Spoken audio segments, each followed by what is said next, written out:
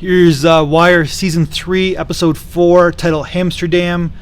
This is the perks and drawbacks episode, but really this is the episode where if it looks too good to be true, it still might be okay. You know, people always say if it's too good to be true, be hesitant about it, but this is one of those episodes where if it's too good to be true, then maybe it's fine. And where this is Bunny, titled Hamsterdam. Bunny is trying to take dealers into legalization spots. They're going to call it Hamsterdam. They don't believe him at all because they don't believe that they're not going to arrest him. They think it's kind of a con. But Bunny's basically saying, if you do it on these areas, we're not gonna arrest you. You can deal all the drugs you want.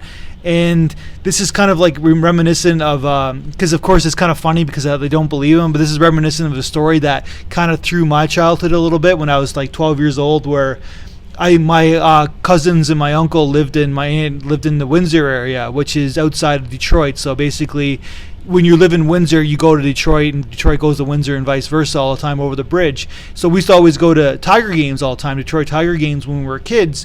And one time my uncle was telling me the story of his friend, where my uncle was like a business guy. He was into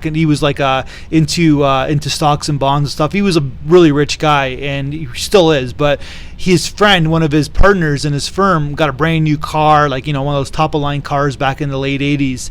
And he basically drove it over the Detroit border. So if anybody takes the Windsor-Detroit bridge, what happens is that as soon as you go over the Windsor bridge, that you see the worst of Detroit. And I think that's one of the reasons why Detroit gets a bad rap many times, is because the first thing you see when you go over the bridge is you see a really bad Detroit area. You don't see the nice you don't see Auburn Hills, let's just put it that way, which is a rich suburbia of Detroit. So the guy's brand new car broke down. Basically, there's a battery problem, whatever. So he had to take the first exit off the highway, and he ends up like really in the worst part of town, like kind of like in the Wire of Baltimore. And he basically, this is before cell phones and all that kind of stuff, that he had to abandon his car in the worst neighborhood in town.